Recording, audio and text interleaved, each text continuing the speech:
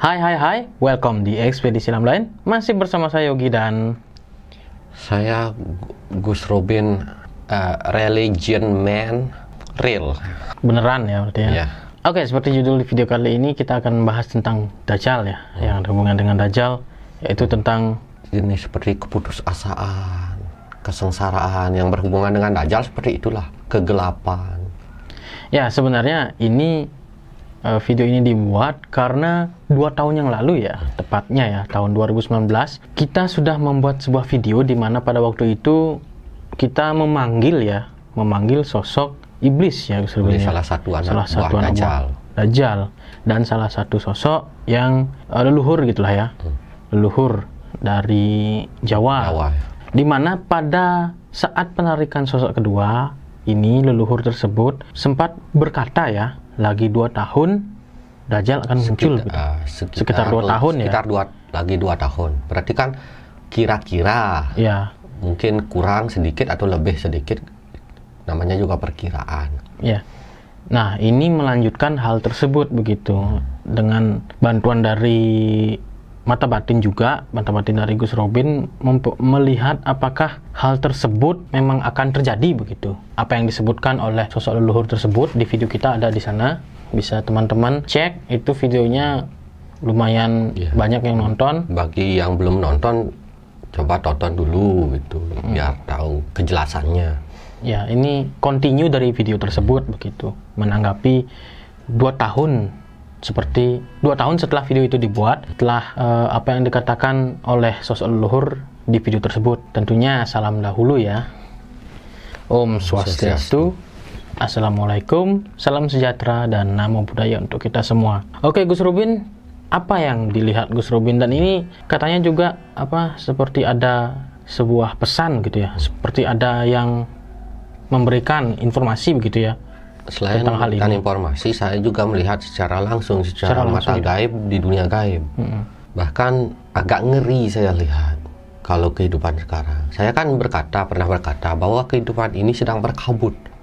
Waktu ini pernah saya berkata, dunia ini kayak seperti berkabut.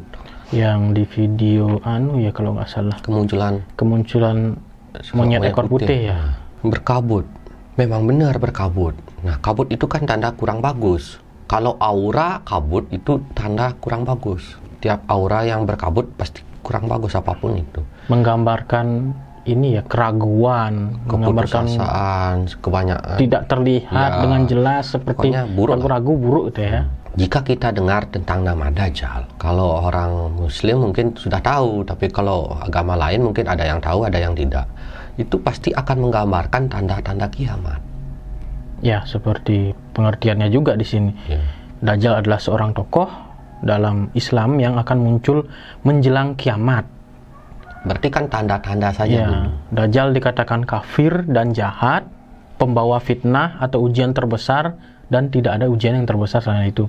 Ini saya dapat dari Wikipedia sih, arti dari Dajjal. Saya harus mengatakan Dajjal sudah lahir. Sudah lahir ya? Sudah lahir, tapi begini, masih lama. Karena kalau kelahiran sebuah iblis, Dajjal itu kan iblis, bukan berarti dia bersosok iblis nanti keluar, tapi manusia yang diikuti oleh Dajjal atau dirangsuki oleh Dajjal. Di dalam tubuhnya ada Dajjal. Bayi tapi di dalam tubuhnya udah ada bibit Dajjal. Nah, energi Dajjal ini butuh waktu yang sangat lama untuk membesar, untuk dewasa.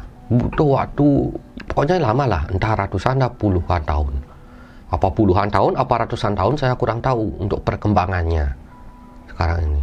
Kalau lahir, ini kan berarti manusia ya? Manusia lahir tapi diisi dari energi Dajjal. Butuh ratusan tahun, berarti bisa ratusan tahun manusia ini? Enggak, manusianya enggak ratusan tahun. Energinya ini masih ragu-ragu saya, apa puluhan tahun, apa ratusan tahun. Kan bisa saja 100 lebih atau berapa. Nanti kan bisa dia pindah ke tempat lain. Oh, berarti seperti pindah dia. Bukan satu orang. Berarti seperti dia sudah ada, sudah tertanam gitu. Tinggal dia menunggu waktu untuk matang gitu. Ya, seperti itu intinya, menunggu waktu matang. Apakah puluhan tahun, apakah ratusan tahun, itu belum ada jawaban secara pasti. Karena energi Dajjal ini adalah energi kuno dari zaman dulu. dan itu masih belum terdeteksi secara jelas untuk dia matangnya. Bisa cepat, bisa lambat. Dia akan menyerap energi-energi kesengsaraan, energi-energi keputusasaan, kejahatan, dan segalanya di dunia ini. Semakin dunia ini buruk dalam kejahatan, koruptor, dan segalanya di dunia ini merabak luas, kematian, kesengsaraan, keputusasaan, kejahatan, energi Dajjal akan semakin cepat. Makanya tidak bisa saya prediksi ini puluhan tahun apa ratusan tahun. Bisa saja puluhan tahun.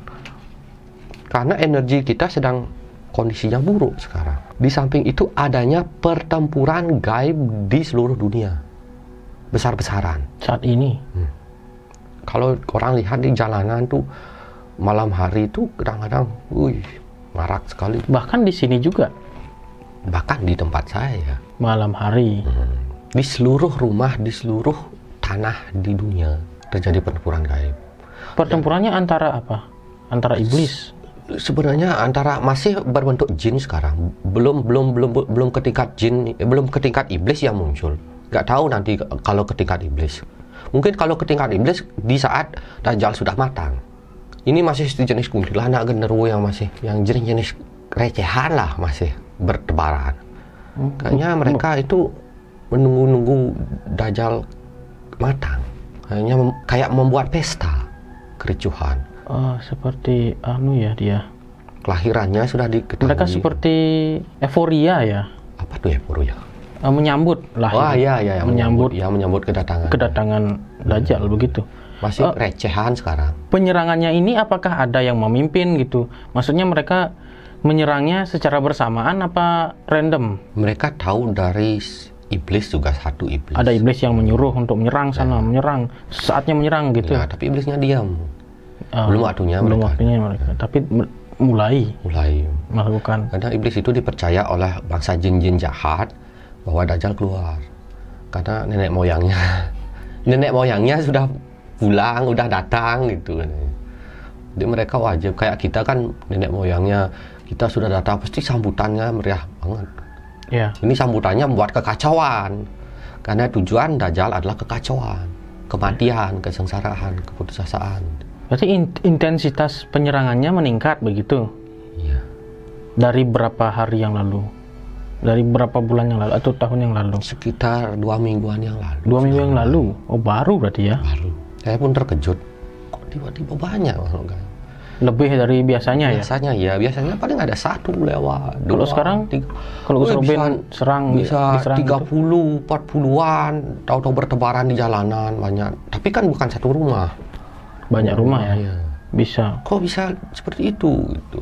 Jadinya ditanyakan kemungkinan Dajjal lahir. Biasanya kalau Dajjal lahir seperti ini dahulu. Setiap agama punya iblis terkuatnya. Setiap agama. Di akhir-akhir mereka tanda-tanda kiamat selalu ada pada masing-masing agama itu kan ada tanda-tanda kiamatnya. Masing-masing agama itu mempunyai iblis terkuatnya. Tanda kiamatnya ya? Tanda kiamatnya. Jadi salah satu iblis terkuat dari agama Islam adalah Dajjal. Ya, memang di dalam kitab pun pasti ada kan ya? Yang disebutkan di sana. Bukan berarti iblis yang muncul gitu, bertondong gitu, kayak matanya 3 gini-gini, pandangannya kabut. Enggak. Tapi manusia yang dimasuki, yang bisa menjadi bonekanya juga gitu dia, ya. Digerakkan oleh diperdaya begitulah ya. Hingga memiliki jiwa seperti Dajjal. Jahat, sampai Dajjal matang. Ya. Dajjal matang baru dia masuk ke orang yang seharusnya.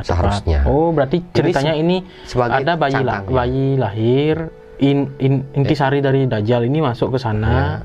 Bayi ini jadi inangnya gitu ya. Dibuat matang dulu. Ketika si manusia ini meninggal, misalkan kan nggak mungkin ratusan tahun umur dari manusia kan meninggal, pindah lagi gitu ya. Dia akan berpindah-pindah Dajjal sampai benar-benar matang gitu. Sampai manusia terakhir yang dimasukinya ternyata dia sendiri yang akan menghancurkan Dajjal. Sampai yang terakhir dia sendiri yang manusia itu sendiri yang menghancurkan Dajjal dalam tubuhnya. Oh begitu. Terakhir kali nanti ada. Dia tahu bahwa di dalam tubuhnya ada Dajjal dan dia ingin menghancurkan itu dengan cara apapun, nanti berhasil terakhir. Ujung-ujungnya pasti endingnya pasti kebaikan menang. Kebaikan yang menang. Awal-awalnya aja kejahatan menang. Dimanapun seperti itu, di agama apapun, kejahatan selalu awal menang dan kebaikan selalu di akhir. Apapun agamanya, pasti selalu seperti itu. Ini sudah takdir. Yang saya takutkan, kondisi dunia semakin memburuk. Bahkan yang saya takutkan adanya peperangan.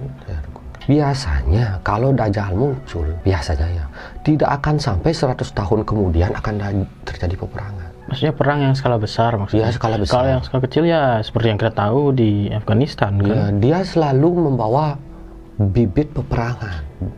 Di dunia Kekacauan ini. lah intinya kekacauan, ya. Ya. Kesengsaraan, kekacauan. Ya, punya semua hal yang buruk lah, keburukan itu dia yang bawa. Nah, jadi mudah-mudahan saya nggak ada pas peperangan itu. Saya nggak mau melihat kesedihannya. Biasanya katanya dari zaman dulu Dajjal muncul selalu membawa peperangan besar. Saat Perang Dunia II? Bukan. Kan saya mengatakan bahwa iblis itu tidak satu. Bisa saja dari agama yang berbeda. Itu mungkin yang berbeda ya. Agama kan bukan satu di dunia ini, tapi berbeda-beda. Masing-masing agama itu selalu memiliki fase gitu lah ya. Fase tanda-tanda kiamatnya, dan selalu memiliki iblis terkuatnya atau keburukan terkuatnya. Kemungkinan ini kemunculan keduanya. Kemunculan pertamanya dulu sekali ya. Ini kemunculan keduanya. Boleh percaya boleh tidak sih, tergantung kalian sendirilah. Dikira saya mendongeng nanti. Lalu ketika Dajjal ini masuk, itu siapa yang masukkan? Otomatis energi dari bawah. Oh, seperti dia keluar begitu? Keluar muncul. Memang begitu? Memang waktunya dia. Ya. Oh. Iblis itu terkurung, ada waktunya untuk dia keluar. Berarti seperti sebuah takdir begitu ya? Takdir yang memang kalau bisa dibilang iblis, manusia, dan malaikat atau dewa itu sudah diciptakan dari semenjak dulu. Ini ada fase-fasenya mereka. Takdir itu kan dibuat oleh Tuhan, jadi Tuhan yang mengatur. Saya kurang tahu masalah itu sih, masalah Tuhan sendiri yang mengatur katanya. Ya, itu takdir Tuhan ya takdir namanya. Tuhan ya. Siapapun tidak bisa mengubahnya begitu ya. Mau kita berbuat apa kalau sudah takdirnya, mau gimana lagi? Kita sudah berusaha. Saya juga wanti-wanti dari dulu berkata, berbuatlah baik gini, dunia sedang gini.